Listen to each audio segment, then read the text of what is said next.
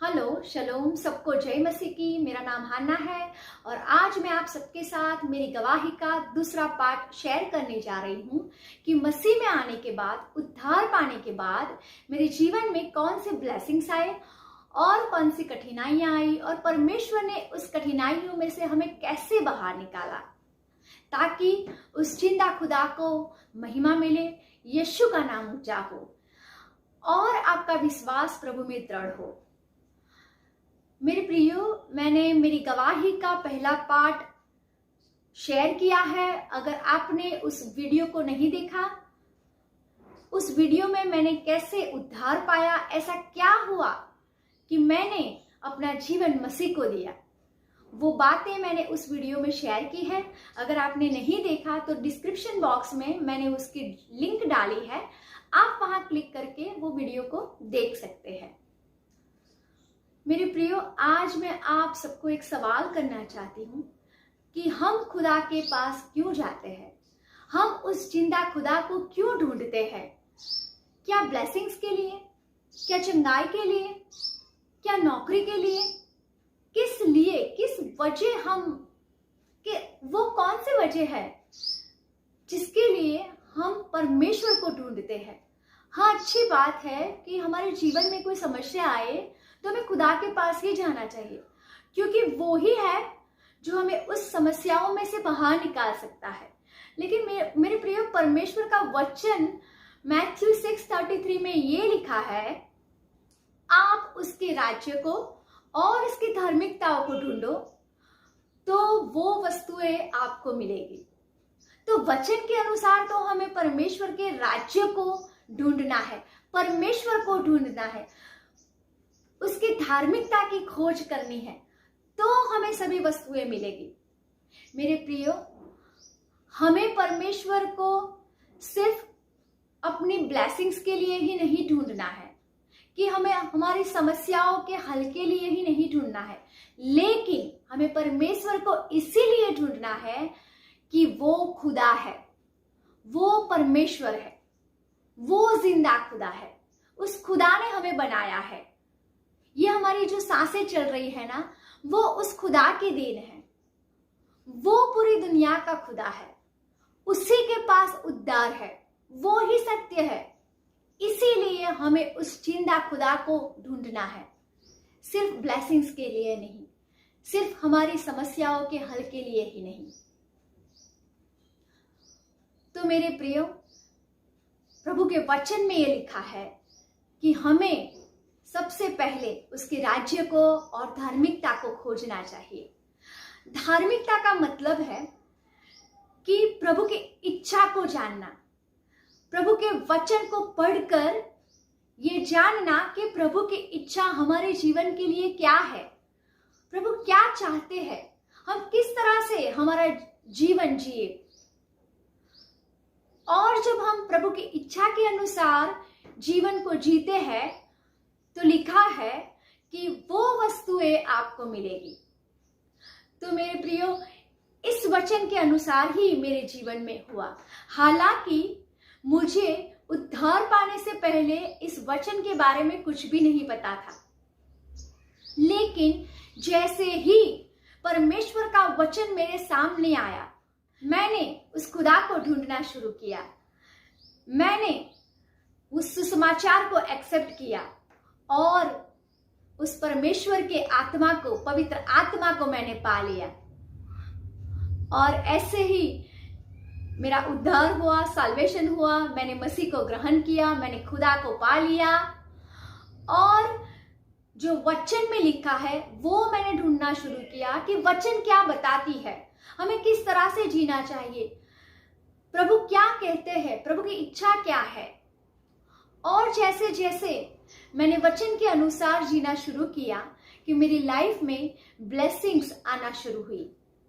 मेरी लाइफ में परमेश्वर ने बहुत सारी ब्लेसिंग्स दी है कि मैं अगर वो गिनने बैठूं तो घंटों लग जाएंगे। लेकिन मैं आपके साथ मेरे 2 ब्लेसिंग्स के बारे में शेयर करना चाहती हूँ। पहली ब्लेसिंग ये है कि जैसे मैंने मसीह में पांव रखवा, ये 2009 की बात है, जैसे मैंने मसीह में पांव रखा और एक प्रार्थना मीटिंग चल रही थी, लेडीज की प्रार्थना मीटिंग थी और उस प्रार्थना में मैं भी थी और प्रार्थना चल रही थी कि परमेश्वर ने मुझसे बात की कि 2009 में तेरा घर हो जाएगा। अरे मेरे पास तो एक भी रुपया नहीं था, एक भी रुपया मेरे पास ऐसा नहीं था कि मैं उस टाइम पे घर बना सकूं या घर खरीद सकूं, लेकिन फिर भी परमेश्वर ने मुझे बोला कि 2009 में तेरा घर हो जाएगा। अब सोचिए कि आपके पास एक भी पैसा नहीं हो और परमेश्वर आपको बोलता है और वो बातें आप सबको उस मीटिंग में बताते हैं विश्वास के साथ, तो कैसा लगेगा। लेकिन परमेश्वर ने जब बोला तो मैंने उस बात को पकड़ लिया और उस बात पे भरोसा किया कि नहीं, मेरा परमेश्वर जिंदा खुदा है, अगर उसने मुझे बोला है तो वो करेगा ही करेगा। और मैंने घर पे आकर मेरे हस्बैंड को बताया, मैंने ये बात मेरे हस्बैंड से शेयर की कि आज ये मीटिंग थी और परमेश्वर ने मुझे ऐसा बोला है कि 2009 में मैं तुझे तेरा घर देने जा रहा हूँ। उस टाइम पे मेरे प्रियो हम लोग रेंट पे रह रहे थे। जब मैंने मसीह में उद्धार नहीं पाया था तो हम हमारे इन-लॉज के घर रह रहे थे। वो एरिया अच्छा नहीं था, इसीलिए हम दूसरे एरिया में शिफ्ट हुए थे, तो वहां हम रेंट पे रह रहे थे, हमारा खुद का घर नहीं था। तो उसी टाइम पे जब खुदा ने मुझे बोला कि 2009 में तेरा घर हो जाएगा, तो मैंने उस बात को पकड़ लिया और मैंने उस बात को प्रार्थना में रखा। मैंने घर आकर मेरे हस्बैंड को ये बताया कि ये मीटिंग में मेरे साथ ऐसा हुआ, तो मेरे हस्बैंड ने बोला कि प्रभु की इच्छा होगी तो वो देंगे। मैंने उन्हें कहा कि नहीं, प्रभु की इच्छा है ही, मैं उस खुदा को जानती हूँ, वो जिंदा खुदा है, वो जो वायदा करता है ना वो पूरा करता है, और अगर वो हमें कुछ देगा तो श्रेष्ठ ही देगा। तो इसी तरह से मैंने परमेश्वर की बात पे भरोसा किया, वो बातें मैंने प्रार्थना में रखी और ऐसा ही हुआ मेरे प्रियो। 2010 के मार्च महीने में हम हमारे नए घर में शिफ्ट हो गए। तो उसी तरह से परमेश्वर ने मुझे अपना नया घर दिया और इस ब्लेसिंग के लिए मैं परमेश्वर का शुक्रिया अदा करती हूँ, परमेश्वर को धन्यवाद देती हूँ। और मैं यहाँ एक दूसरे ब्लेसिंग के बारे में भी बताना चाहती हूँ जो हमारी समझ के बाहर ही था। मैं जब मसीह में आई तभी की बात है, 2009-10 की बात है कि जैसे मैंने मसीह में चलने की शुरुआत की, मैंने वचन को पढ़ना शुरू किया और वचन में जो लिखा था वो मैं फॉलो करने की कोशिश कर रही थी। वचन में ऐसा लिखा था कि जो दशमांश है वो प्रभु को देना चाहिए। हालांकि मैं कभी कभी दान चर्च में देती थी, लेकिन ये दशमांश मैंने कभी चर्च में नहीं दिया था। तो जब मैंने वचन पढ़ा तो मुझे ऐसा लगा कि मैं तो कभी भी दशमांश नहीं देती, मैंने तो कभी परमेश्वर का भाग परमेश्वर को नहीं दिया। तो मैंने वचन को पकड़कर बस ठान लिया कि परमेश्वर का जो है वो मुझे परमेश्वर को देना ही है, चाहे कुछ भी हो जाए। और उसी टाइम पे मेरे हस्बैंड के पास तो प्राइवेट जॉब थी और हमें रेंट भी देना था और हमारा घर भी बन रहा था। तो 2009 में जब मेरा घर बन रहा था तो उस टाइम पे खर्चे भी बहुत थे, लेकिन एक बार भी मेरे दिमाग में ऐसा थॉट नहीं आया कि मेरा घर कैसे चलेगा, अगर मैं दशमांश दूंगी तो मेरा घर कैसे चलेगा। मेरे प्रियो, मुझे परमेश्वर पर पूरा भरोसा था कि मेरा जिंदा खुदा मेरे पास है, वो ही मेरे घर को चलाएगा। और इसी तरह से मैंने जो परमेश्वर का था वो परमेश्वर को देना शुरू किया, मैंने वो बोना शुरू किया। और जैसे जैसे मैं परमेश्वर के वचन के अकॉर्डिंग चलती गई, मेरे जीवन में ब्लेसिंग की आने की शुरुआत हुई। और उसी टाइम था, थोड़े ही टाइम हुआ था, और उसी टाइम पे न्यूज़पेपर में एक ऐड बाहर निकली ओएनजीसी की जॉब के लिए। और वो साल लास्ट ईयर था कि मेरे हस्बैंड कोई गवर्नमेंट जॉब के लिए अप्लाई कर सके, क्योंकि वो एज लिमिट आ गई थी। तो जैसे वो एड बाहर निकली, मेरे हस्बैंड ने देखा तो उसमें एक लाइसेंस नंबर, सुपरवाइजर लाइसेंस का नंबर चाहिए था, वो हमारे पास नहीं था। तो इसीलिए हम फॉर्म फिलअप नहीं कर पा रहे थे और वो लाइसेंस हमें गांधीनगर से ही मिल सकता था और अगर वो निकालने जाए तो बहुत देर हो सकती थी, लंबा टाइम लग सकता था, लेकिन हमें वो फॉर्म को फिलअप करना था। तो इसीलिए मेरे हस्बैंड और उनकी फ्रेंड दोनों गांधीनगर गए और दोनों ने उस लाइसेंस के लिए अप्लाई किया और हम प्रार्थना में थे और प्रभु ने वहां एक व्यक्ति को खड़ा किया हमारे लिए कि वो हमारे काम को आसान कर सके। और मेरे हस्बैंड और उनके फ्रेंड उस लाइसेंस के लिए अप्लाई करके आ गए वापस और थोड़े ही दिन हुए कि वहां से एक कॉल आया कि अनिल परमार कौन है, उनका लाइसेंस रेडी है। तो इसी तरह से मेरे प्रियो 2 व्यक्ति गए थे लाइसेंस के लिए, दोनों क्रिश्चियन थे, पर मेरे हस्बैंड का लाइसेंस निकल गया। प्रभु ने हमारे हक में वो फेवर की कि हमें लाइसेंस मिल सके और वो फॉर्म को मेरे हस्बैंड फिलअप कर सके और हम वो जॉब के लिए अप्लाई कर सके। तो इसी तरह से मेरे हस्बैंड ने फॉर्म फिलअप किया और रिटर्न टेस्ट दिया और बाद में पर्सनल इंटरव्यू था।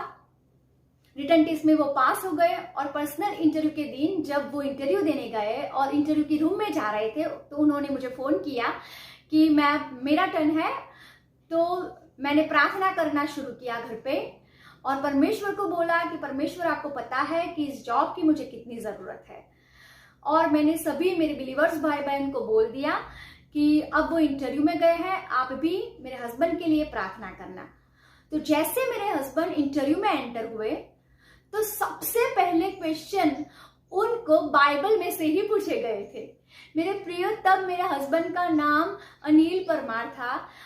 मैं यहाँ एक बात आपके साथ शेयर करना चाहती हूँ कि मैंने और मेरे हस्बैंड ने अपने नाम चेंज किए हैं क्योंकि वचन में से हमने जाना और सीखा कि नाम का कितना इम्पोर्टेंस होता है और प्रभु ने हमें ये सिखाया और हमने हमारे विश्वास के अनुसार हमारे नाम को चेंज किया। हालांकि ऐसा नहीं है कि उद्धार पाने के बाद हमें हमारा नाम बदलना ही चाहिए, लेकिन ये हमारा विश्वास था इसलिए हमने हमारे नाम चेंज किए।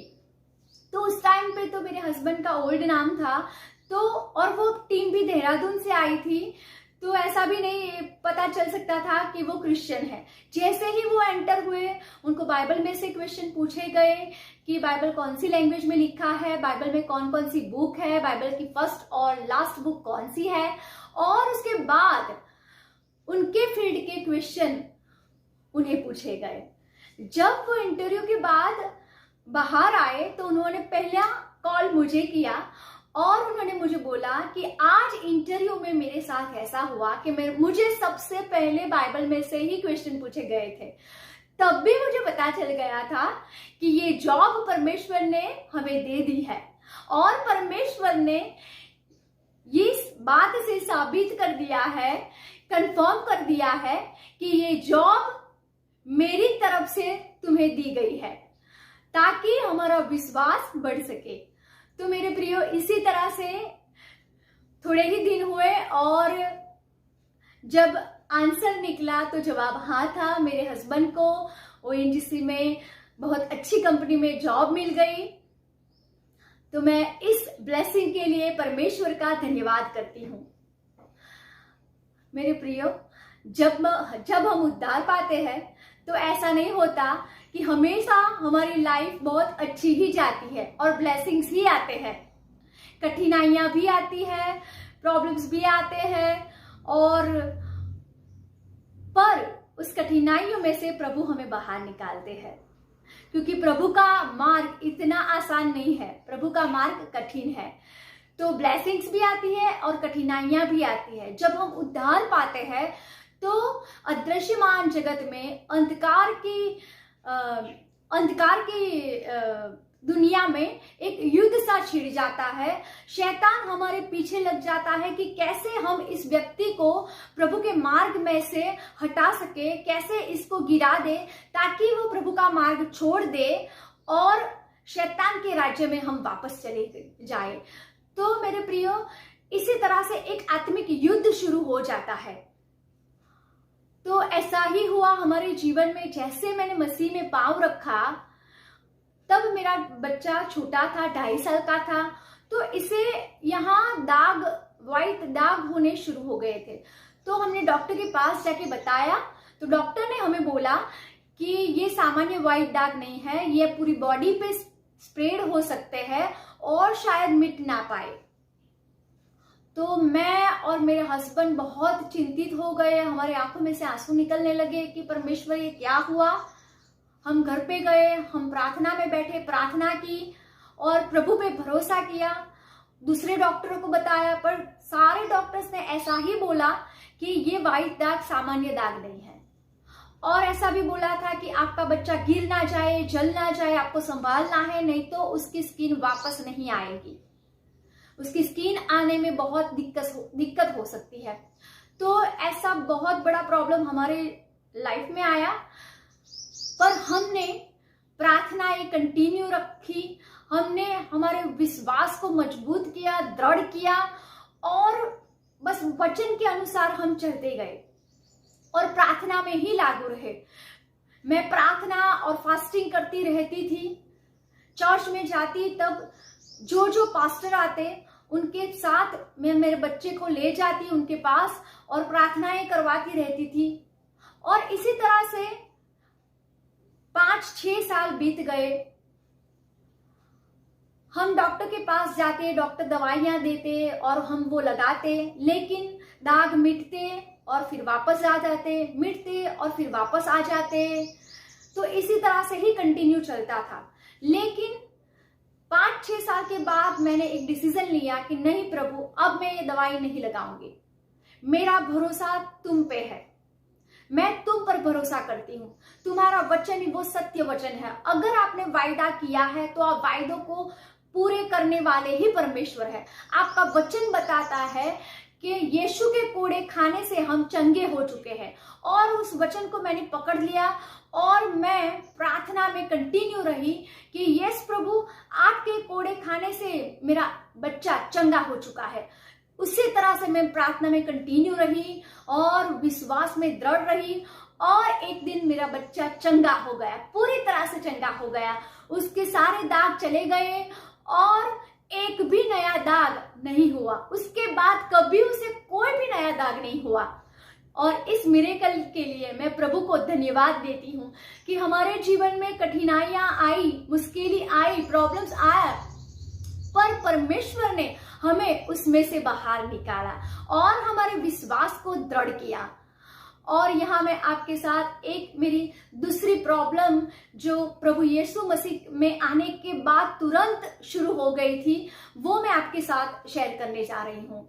जैसे मैंने मसीह में पांव रखा था, उसी टाइम पे मेरे घर पे कुरान आया, क्योंकि उसी टाइम पे मेरे हस्बैंड, जब मैं मसीह में नहीं थी उससे पहले से, थोड़े समय पहले से, वो टीवी पर जाकिर नायक जो मुस्लिम स्कॉलर है उनका वीडियो देख रहे थे। तो उनके वीडियो का असर उन पे होने लगा था। हालांकि मुझे मसीह में आने से पहले उस बातों की इतनी सीरियसनेस नहीं थी कि मेरे हस्बैंड वो देख रहे हैं और वो कंफ्यूजन में आने लगे हैं कि बाइबल सच्चा है या कुरान सच्चा है। लेकिन जैसे मैं मसीह में आई और मुझे पता चला कि मेरे हस्बैंड कोई गलत रास्ते पे जा रहे हैं, और मैंने प्रार्थनाएं शुरू की और प्रभु को बोला कि प्रभु, आप मेरे हस्बैंड को इस कंफ्यूजन में से बाहर निकालो, आप ही जिंदा खुदा हो, आप सब कुछ कर सकते हो। और मैंने प्रार्थनाएं करना शुरू किया। मेरे हस्बैंड जब प्रार्थना करने बैठते थे तो वो कुरान भी पढ़ते थे और बाइबल भी पढ़ते थे, और प्रार्थना करते समय वो हमेशा ऐसी प्रार्थना करते थे कि प्रभु, मैं आपके मार्ग में से कहीं भटक ना जाऊं, चाहे मेरी पत्नी सच्ची हो सकती है, चाहे मैं सच्चा हो सकता हूँ, आप हमें रास्ता बताइए। इस तरह से वो भी प्रार्थना करते थे। लेकिन मेरा हार्ट अंदर से बर्न होता रहता था मेरे हस्बैंड के लिए, क्योंकि वो उसमें फंसते ही जाते थे। मैं उनके प्रश्न का जवाब नहीं दे सकती थी, क्योंकि उस टाइम पे मेरे पास बाइबल का इतना नॉलेज नहीं था। वो मैं नई नई मसीह में आई थी तो मुझे वचन के बारे में उतना नहीं पता था, तो उनके साथ मैं डिबेट भी नहीं कर पा रही थी। लेकिन चर्च में जितने पास्टर आते थे उन सबको मैं मेरे घर पे बुला के ले आती थी ताकि वो मेरे हस्बैंड के प्रश्नों के जवाब दे सके और उनका कंफ्यूजन दूर हो। लेकिन ऐसा होता ही नहीं था। मेरे हस्बैंड उनको काउंटर क्वेश्चन पूछते थे और ऐसा ही चलता रहता था। और मेरे प्रियो, साल बीतते गए और वो उसमें फंसते ही गए। क्योंकि आपको अगर पता हो तो मेरे प्रियो, कुरान में भी बाइबल की ओल्ड टेस्टामेंट की बातें थोड़ी सी लिखी हुई है, तो हमें ऐसा लगता है कि इसमें बाइबल की बातें हैं तो ये सच्चा है। तो मेरे हस्बैंड को भी ऐसा लग रहा था। लेकिन कुरान में यीशु मसीह को परमेश्वर का बेटा नहीं मानते, यीशु के द्वारा हमें पापों की माफी मिलती है, वो भी नहीं लिखा। और यीशु मसीह ने हमारे लिए बलिदान दिया है, उसमें भी वो लोग बिलीव नहीं करते। तो ये सारे बिलीव्स मेरे हस्बैंड की बिलीव्स बनने लगी थी। इस बातों पे मेरे हस्बैंड भरोसा करने लगे थे और वो कंफ्यूजन बढ़ता ही जाता था। ऐसे 7-8 साल बीत गए। 2016 का साल आया और मैंने डिसाइड किया कि नहीं परमेश्वर, अब शैतान हमारा समय नहीं ले जा सकता। बहुत साल ऐसे निकल गए और मैंने डिसाइड किया कि अब मुझे फास्टिंग करना है और प्रार्थना में ही लागू रहना है मेरे हस्बैंड के लिए। तो मैंने 30 दिन का फास्टिंग किया और हर रोज हर पल में प्रार्थना में लगी रहती थी। घर का काम मैं जल्दी जल्दी निपटा देती थी और मैं प्रार्थना में बैठ जाती थी, घंटों प्रार्थना किया करती थी, हर पल में प्रार्थना किया करती थी और प्रभु को बोलती थी कि प्रभु, आज आप मेरे हस्बैंड को टच कीजिए, आज आप मेरे हस्बैंड से बात करिए, आज आप मेरे हस्बैंड को इस कंफ्यूजन में से निकालें। इस तरह से मेरी प्रार्थनाएं लगी रहती थी, वचन पढ़ती रहती थी, प्रार्थना करती रहती थी। और मेरे फास्टिंग खत्म होने को आए और फ्राइडे का दिन था। मैं घर के काम कर रही थी और मेरे हस्बैंड बाइबल पढ़ रहे थे, कर्नेलियस का चैप्टर पढ़ रहे थे। हालांकि वो चैप्टर उन्होंने बहुत बार पढ़ा, पर उस दिन प्रभु ने उनके हार्ट को टच किया और प्रभु ने उनके साथ बात की और उनकी आंखों में आंसू आ गए। वो मेरे पास आए और बोलने लगे कि जैसे परमेश्वर ने मुझे छुआ हो ऐसा लगा, मेरी आत्मा में से कुछ निकल गया हो ऐसा लगा। और वो जमीन पे घुटनों पे बैठ गए और उन्होंने अपना जीवन प्रभु यीशु को दिया। उन्होंने उद्धार पाया और उस कंफ्यूजन में से प्रभु ने उनको बाहर निकाला और सच्चे रास्ते पे परमेश्वर उनको ले आए। तो मेरे प्रियो, कोई भी कठिनाइयां आए, कोई भी समस्या आए, चाहे देर लगे, हमें अपने विश्वास में दृढ़ रहना है, प्रार्थना में लागू रहना है। हमें प्रार्थनाओं को नहीं छोड़ना है। चाहे हमें हमारे आंसर मिले या ना मिले, हमें प्रार्थना को कंटिन्यू रखना है। हमें ब्लेसिंग्स मिले या ना मिले, हमें प्रार्थना को कंटिन्यू रखना है। हमें उस परमेश्वर पर भरोसा करना है, क्योंकि वो ही हमारा जिंदा खुदा है। वो जो वायदा करता है वो पूरा करता ही है और वो हमें प्रॉब्लम्स में से बाहर निकालता है। तो इसी तरह से मेरे जीवन में काम हुआ और परमेश्वर ने मेरी प्रार्थनाओं का जवाब दिया और हमारा विश्वास मसीह में बढ़ता ही गया।